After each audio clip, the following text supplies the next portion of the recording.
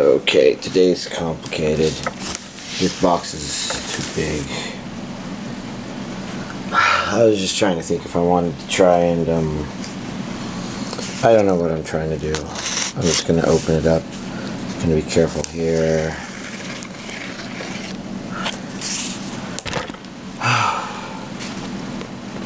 I don't know if I have anything here today that's official release of this week.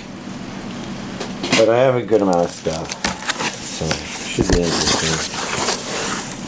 Fucking hell, it's huge. Okay, we're gonna have to raise the camera to its full height. Like, I have no choice. And part of what will make this video interesting is the fact that I had to do this.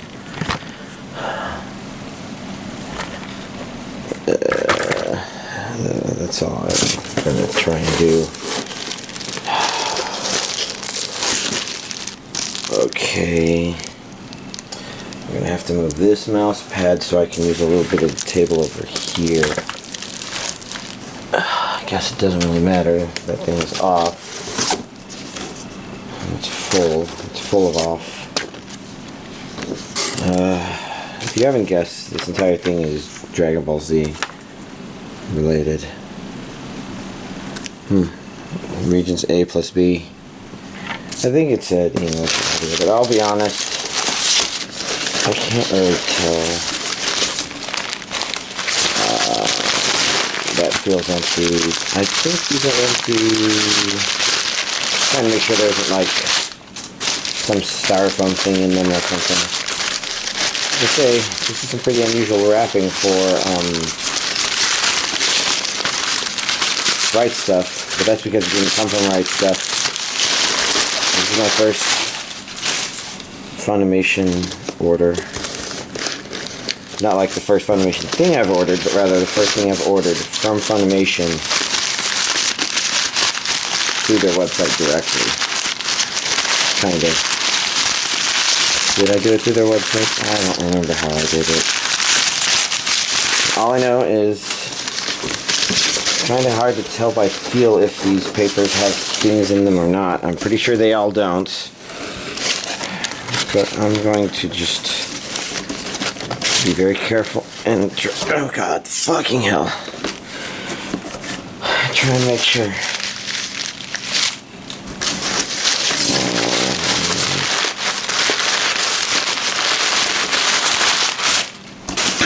I have a better feel for what I'm feeling for. These are really crumpled up.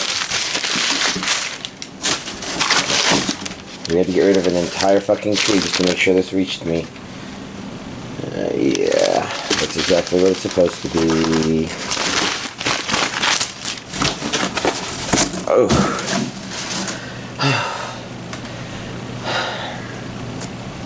I'm just trying to decide if I should continue peeking at this or maybe we should just open these other two things.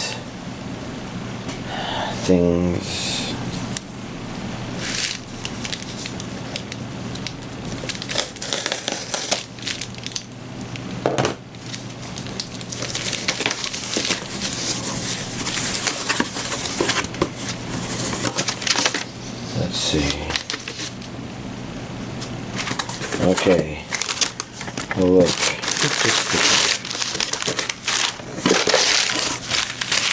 Another one of those stickers. I think the same kind. I'm not sure. But,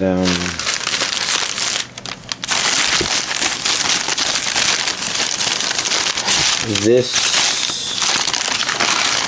was the package I complained about last week that didn't show up. It had been delivered to a neighbor's. Although this is a parcel locker, so what they literally did was enter the wrong number in there.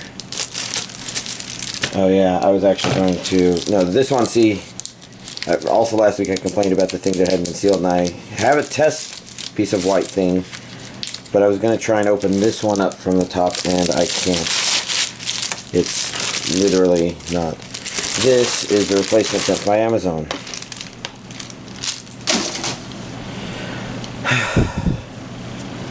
That's not everything that arrived today. I also got, well, technically they arrived on Halloween, Luigi's Mansion, and the Resident Evil triple pack.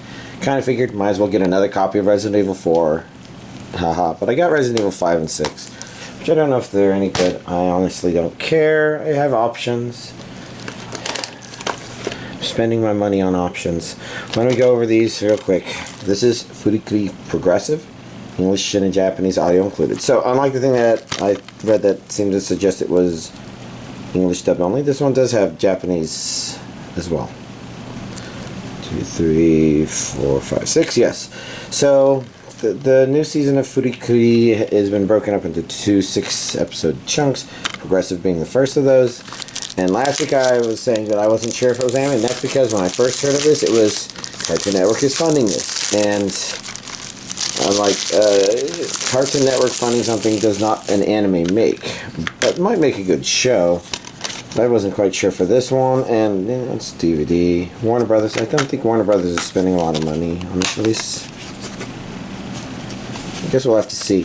But yeah, now this is anime. What happened was the studio that originally created FLCL, which is Gainax, finally sold the rights to someone else, and they immediately, or somebody else bought up the rights. Anyways, this is I Want to Eat Your Pancreas,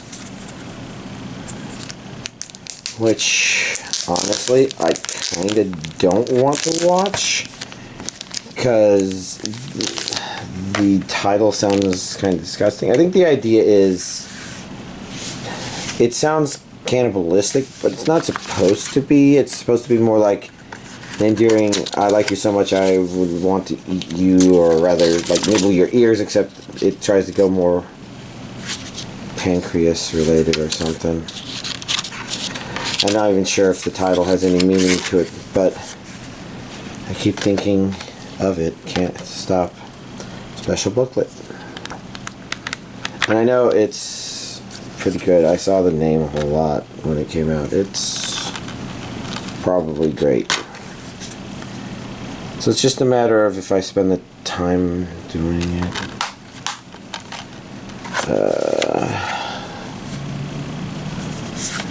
I could maybe read this stuff if I focus, but that stuff is... Ow. So this is the Dragon Ball Z... Well, it's a collector's edition, but I'm trying to see if I can read what that fucking says.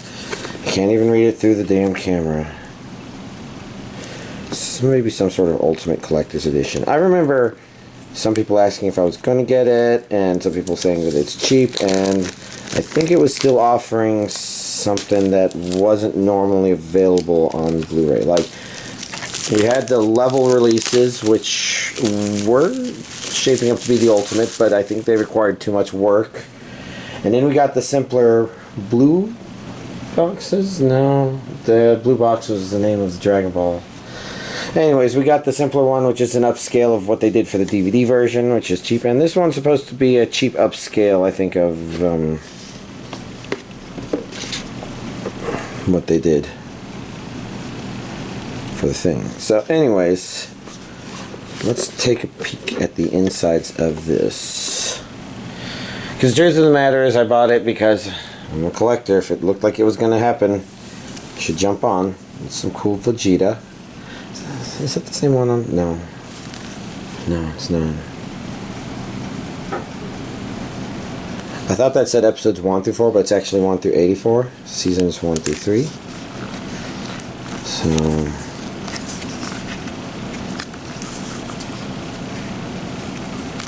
we got some good Dragon Ball Z artwork in here. Mercy. Hands off once. Okay. Krillin.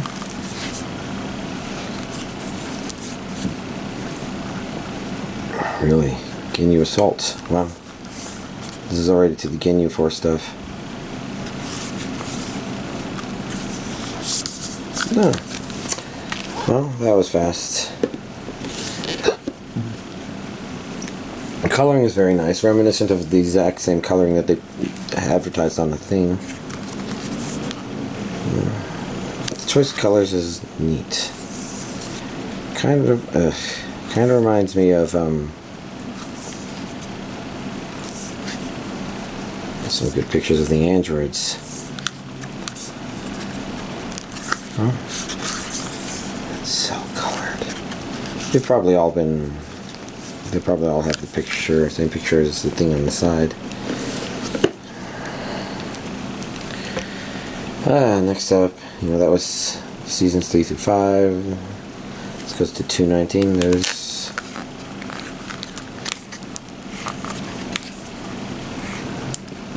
Surprised Perfect Cell, Mr. Satan,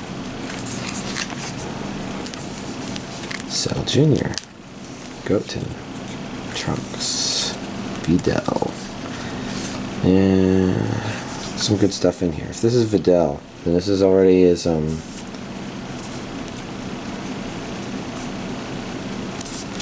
wow, okay, yeah. Gather for the tournament. So, this is already going past Perfect Cell and into World Tournament Saga, which leads up to the Boo Saga. There's Abadi. Yeah. Oh. Crazy.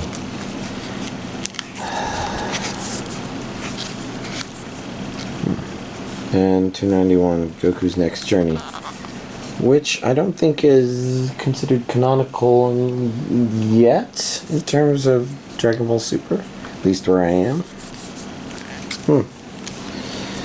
Well, that's the Blu-ray part of this. So now all that remains is to answer the question of what the fuck is the rest of this. I don't remember. I just pre-order the stuff and forget. I know you'd be wondering, does this mean you get drinks? But actually I don't drink. The Anniversary Collector's Edition, that's what it is.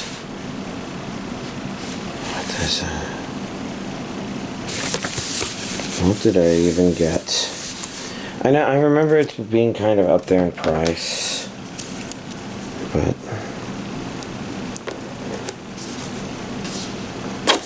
Whoa. See, little slippages like that are why you're supposed to cut away from yourself and not towards yourself. No, technically that's with a knife, but scissors fine as well. You might slip and cut more than you intended.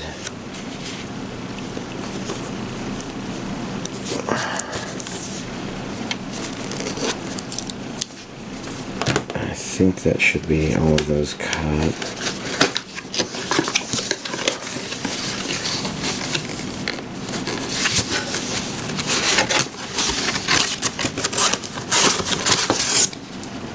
I guess I'll put this up here because I don't remember what this even is, and frankly I feel like I want to be careful pulling it out. I'll probably do that. Oh, look at that, Jesus Christ, that's a large Goku.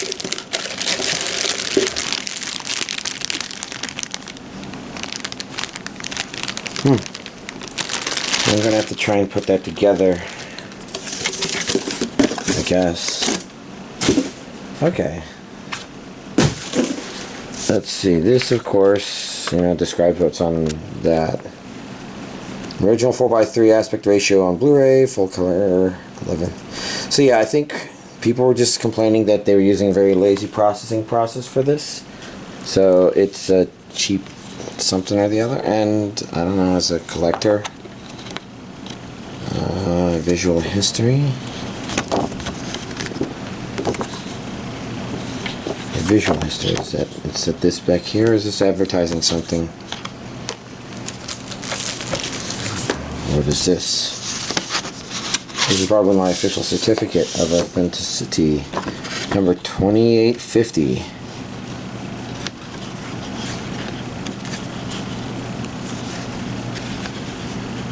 That's pretty cool. I'm trying to feel if there's more than one thing here, but no, it's just a fairly thick piece of paper. Not quite as stiff as I think a lot of poster cards, but feels similar. So it could just be that I've never felt poster card material at this size, and this is just more poster card. I'm going to set this up here. Ow! My muscles are all aching.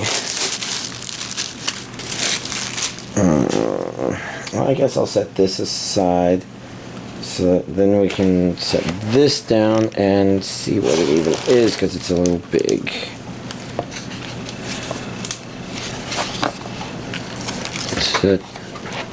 It's the 30th anniversary art book.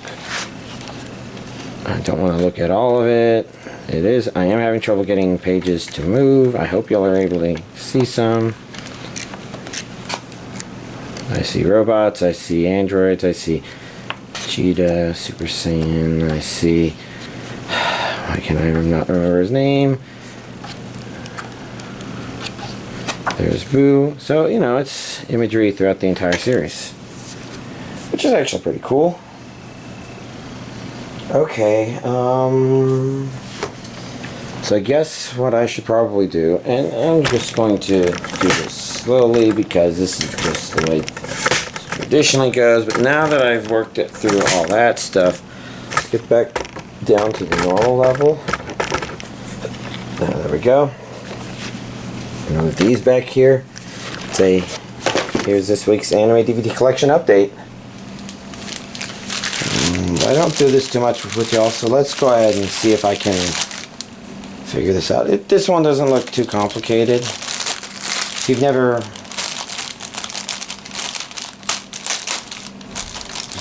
done a thing with a thing.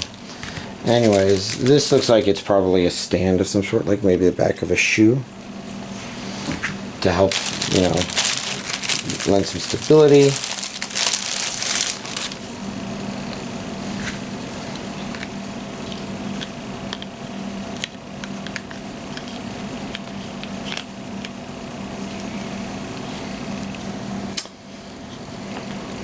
Maybe. Probably. Yeah, I still think so. So let's get this out and get a look at the whole thing.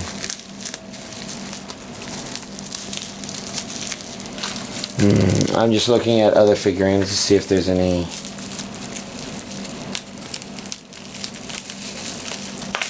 good ones, because this one's pretty big, but if y'all have only seen this one on its own, then maybe that's not... I'm sure that's a Dragon Ball in his hand. Yeah, look at that. It's just two pieces. See how he wants to fall? That's because they definitely expect you to do something to keep him standing. Oh yeah, there we go. That fits right there really well. And he stands just like that. So then, what's a good one to grab for comparison? Maybe one of those up there. Let's see. We're going to grab Sayaka Miki here. If I stand her right next to him, I know it's kind of hard because y'all are seeing it from up above, so you know, from the side, you know, it's a pretty big figure. Weighs a lot. And with all those Blu-rays that were also in there, it's I guess no wonder that box was so fucking heavy. Okay, so contrary to last week, I actually watched a lot this week. I began with prioritizing Goblin Slayer, you know, because everyone talked about it. It was just so talked about. And you know what? It was pretty entertaining. I wouldn't say it's my favorite medieval fantasy, per se. I'm not sure what I would think about it in terms of how it rates compared to everything else I've watched. But it's kind of interesting, because Goblin Slayer, the character, both kicks ass and doesn't kick ass. I bet it's confusing saying that, but what I kind of mean is he definitely kicks ass, but the way he kicks ass is probably less like an invincible superhero. Instead, he's a very practical character. You see mistakes happen, but he is clearly someone who knows his trade, who knows what he's doing, and handles stuff outside of that surprisingly well. In fact, you kind of look at it and you wonder how anybody handles stuff outside of normal human capabilities very well in this world. But they do, and the important thing to know is that he's pretty much, for all intents and purposes, kind of the ultimate mix of action hero and hobbyist, I guess. So maybe you think of those combinations and think something like Batman, but if you think of a real life person, you have someone who focuses on something, because that's what a hobby is actually being, and that something isn't like, oh, I'm focusing on this specific thing of doing everything in the world. We're talking about they really do focus on a specific thing, and from Goblin Slayer's name you can kind of tell he focuses specifically on slaying goblins. And he has backstory to that, and I don't know that that's necessarily a compelling reason to think that somebody would be able to be as compelling as he was, but as a motivation it works fine enough. Because basically we're talking about someone who has trouble properly socializing with other people. Not completely, but rather he's just so obsessed with slaying goblins that he kind of has trouble, talking right. And at the same time, some people call him out on stuff that they really don't have any right calling him out on, but that's kind of par for the course. A lot of people just kind of have these ideas. But sorry, I'm very on the edge of something. And I don't mean like in terms of thoughts. I just know it's important to understand this, because when you watch him, you don't think, oh man, he's totally got this. Now you're just wondering, okay, how does he got this? Because he comes up with good, efficient, sometimes really quite brutal ideas, but he's like a real life hobbyist in that you're kind of like, okay, well, he's just been gathering information that could be relevant for this, and he's done a good job of collecting a wide variety of information. He's not an everyman. He can't handle every situation, even though he does a pretty good job of handling every situation the show tries to throw at him, more or less, I guess. But the show doesn't portray it as if he's just some unbeatable badass. They portray it as he really just is a source of good ideas, and I feel like it's just, I like to think it's kind of down to earth, but I don't know if down to earth is the right idea. So it's more like a very realistic interpretation of someone who's a real badass. They don't necessarily just handle absolutely everything on their own like we want our action heroes to be. They just have a lot of really good ideas, enough where even other people who are definitely really good, listen when it's appropriate. And this show sets up situations for stuff to be appropriate, and the people he hangs out with are all actually very interesting. I actually really like the idea that the lizard man kind of likes milk because they're carnivorous species, so they don't practice like animal husbandry and along those lines, using them for food sources other than just consuming the animals themselves.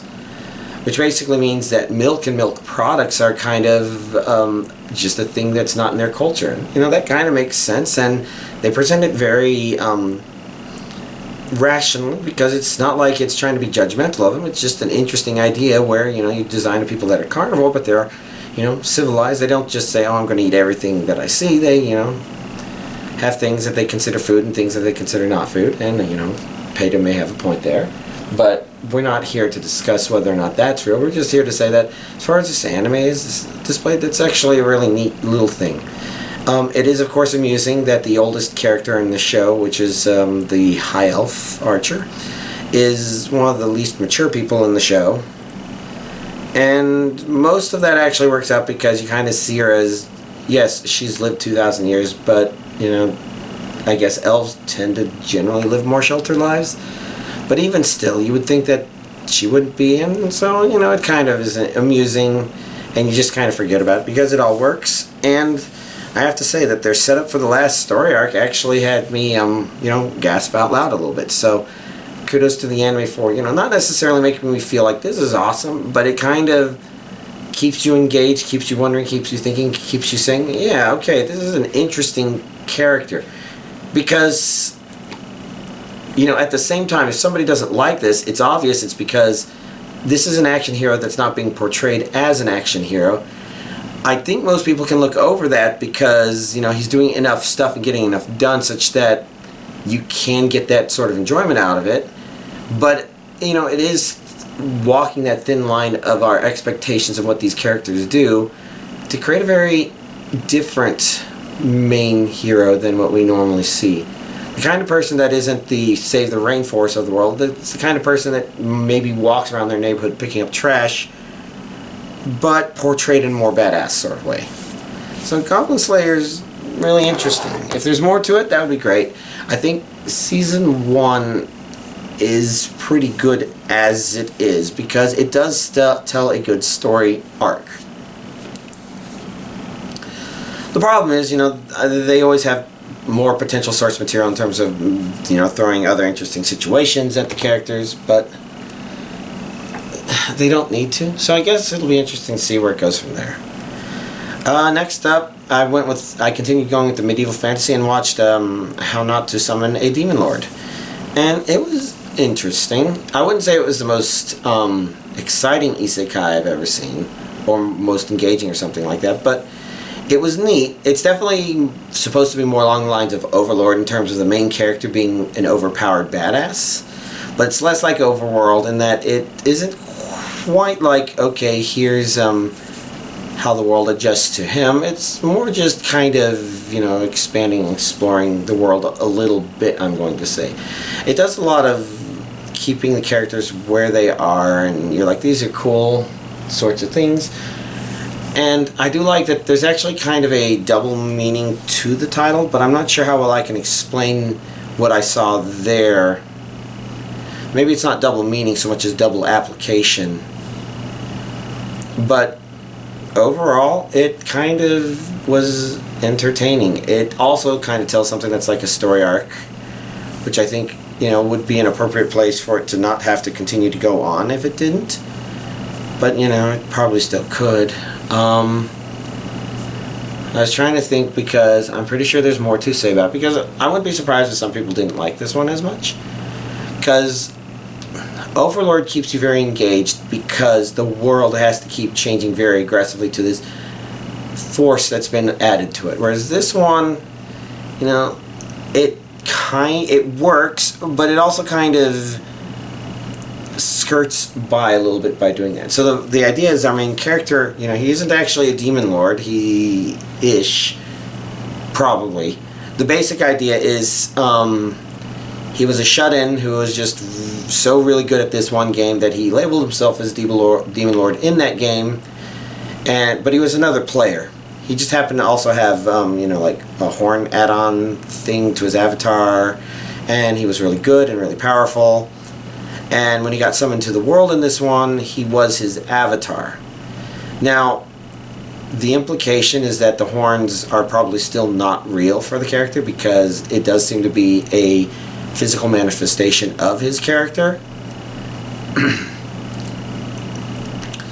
But I guess the kind of driving gimmick for him being an a demon lord is mostly that because he was a shut-in and he doesn't know how to interact with these people, the only interaction he knows to do is the kind of interactions he was doing as his character in the game, because he's that character right now. So you can think of it sort of like cosplaying, but at the same time, it feels like not only should his ability to interact with other people be so maladjusted that people wouldn't be able to interact with him, they should be picking up on more, you can't even call them subtle emotions that he has. Like, you know, some of them are supposed to be there for us, the audience, to appreciate, but at the same time, there's no way that other people shouldn't be picking up on this stuff, but it floats in a place where you don't know if they are, so it's hard to say.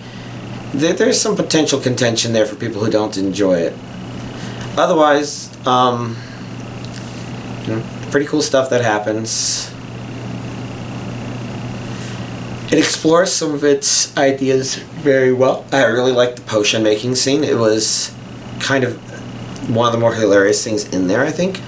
I think most of the character designs for the girls are actually really good. This one is definitely it's not completely focused on the harem stuff, but it is a very super strong element in there. It's just, it doesn't weigh it down as much as it does a whole lot of other harem anime. So when other things contribute to it, there's some unexpectedness with how they contribute to it. So it works out. It feels less like a complete excuse to make a harem and more like the convenient excuse that it started with, and just kind of manages to keep going from there. I don't know if that makes sense or not, but you know, it overall means that, you know, it's okay. It's kind of watchable. I think it's probably a better power trip fantasy than Starting My Life in Another World with My Cell Phone, or whatever that one was. I personally think that Resurrection of the Slime and Death March Rhapsody in Another World are kind of better examples. And then, of course, you got your super isekais, which I'm not even comparing this to. But, you know, it's kind of, like, interesting. It almost feels like, you know, it's just a welcome addition to all that. And then, for whatever reason, I decided to go with more medieval fantasy, and I decided to watch or Is It Wrong to Pick Up Girls in Dungeon, Arrow of the Orion. And it was okay. It suffers kind of from a similar problem to Sword Oratorio. I don't know if that's how it's pronounced. The side story involving the kick-ass sword lady. That is Belle's love interest, I guess. The person for whom he is pursuing, wanting to have a relationship with. So the important thing with the relationship of that one to the original series is, with the original series, it starts out with the premise that he has an embarrassing encounter where he has to be saved by her in the dungeon. It was an unfair situation for him. Demons from another level, you know, being where he was, catching him unprepared. But that kind of inspires him to try to become a better hero in order to impress the girl who had to save him, who he figured he looked bad for him. But she is overall portrayed as a very good person. She probably completely understands what was going on there and is really comfortable with a whole lot of stuff. But the entire point is that that series is about him trying to become a better hero, better person. And it sticks with that through the whole thing, and it's just pretty good. That one develops really well. It doesn't end at a place where you're like, oh yeah, he's the baddest badass ever, but it does end it with him being, you know, oh, well, there's him doing a badass thing and other people acknowledging him. Now, I think he's still, like, low level or something like that, but the point is, Sword Oratorio doesn't work because it's trying to tell its own story separate from that, but that happens during the same time frame. And it doesn't work because it has to keep interrupting what it's doing to kind of remind you of this other series. And it's not even little, it's just a huge interruption, which just kind of breaks your concentration. And it's not all bad or unreasonable or something like that, but it kind of reminds you that the story being told in Sword Oratorio isn't the main story of the series, and it kind of doesn't work. And this movie is actually kind of along the same veins, where there's a reason that's given why Belle is considered by somebody to be the most important character in this movie for a time being. And that stuff sort of works, but you have to go back to the series is about him becoming more of a hero, and this one is kind of hard to say if he really is there. It feels maybe a step forward and step back at the same time from the series, which basically means it doesn't feel like he moves at all, so it kind of makes it feel like a story that makes you wonder why you're watching it, and it could just be because, you know, there's little neat things about it. I'm trying to think if I can label something specifically, and there is a quandary that Bill has to handle that he's never had to deal with before, but at the same time, it's hard to say why he had to be the one to do that, other than the fact that this show decided he had to be the one to do that. and it lessens the effectiveness a little bit. And again, it's like Sword Art Tori on that there's something good there, but it is mired in what it is a part of and not exactly feeling like it contributes to that per se. So, you know, overall, it's a good movie, okay movie. It's good to see the characters again. Huh. Last but not least, I watched 8 episodes of Hinamatsuri.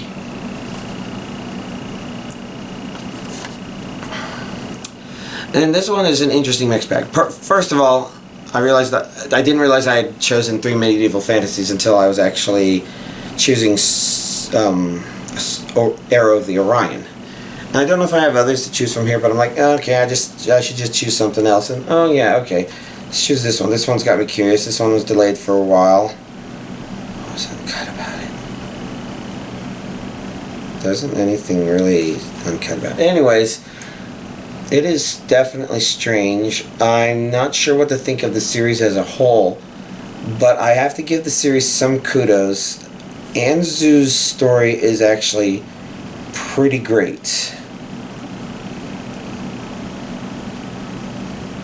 And it's not like it's an excitedly told one, it's just one that has really great effect. You just watch it and you're like, okay, I'm glad I put this on.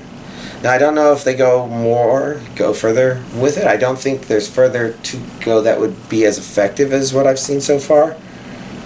But I have to give it credit. That was actually pretty moving. I really like the other middle school girl who just keeps getting pulled into and suckered into and being really good at all this other stuff, which includes being a bartender, that she's apparently so good at it that nobody can tell. Well, I mean, people are like, she looks like a middle school girl. There's no way somebody in middle school could be that good of a bartender. It's weird things like that. Or rather, funny things like that. It's funny. It's interesting because it introduces the idea of the superpower stuff, but then it stops all of a sudden. Like, the fact that there are characters in the show with superpowers is not what it's doing. It's not what is most entertaining about it. It does mean that it's good because it's playing around with the character personalities it's created, but it also means that it feels like a bit of a distraction.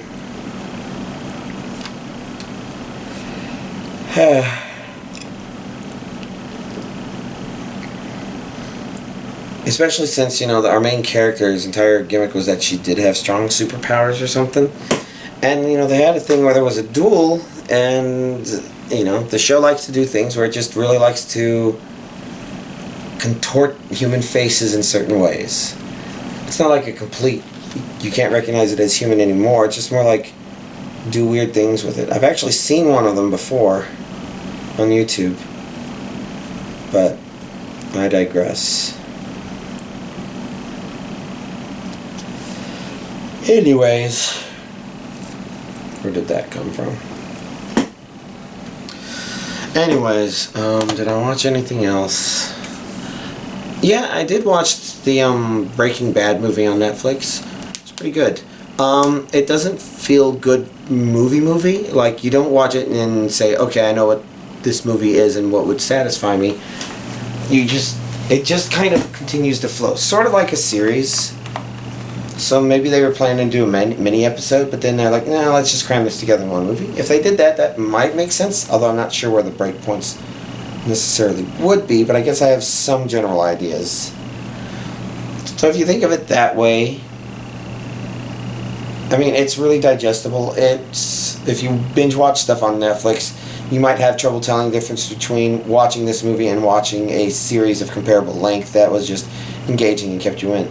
Basically, if you like Breaking Bad, it's noteworthy that Breaking Bad ended with a good mark, where you're like, okay, I know where some characters ended in the end, I don't know where others did, but I kind of have this general impression of a feeling, and I'm like, yeah, okay, that's good. Because they wanted you to end on that. It's sort of like the first ending to Full Metal Alchemist, the first Full Metal Alchemist. Not the ending to the movie, but the ending to the series itself.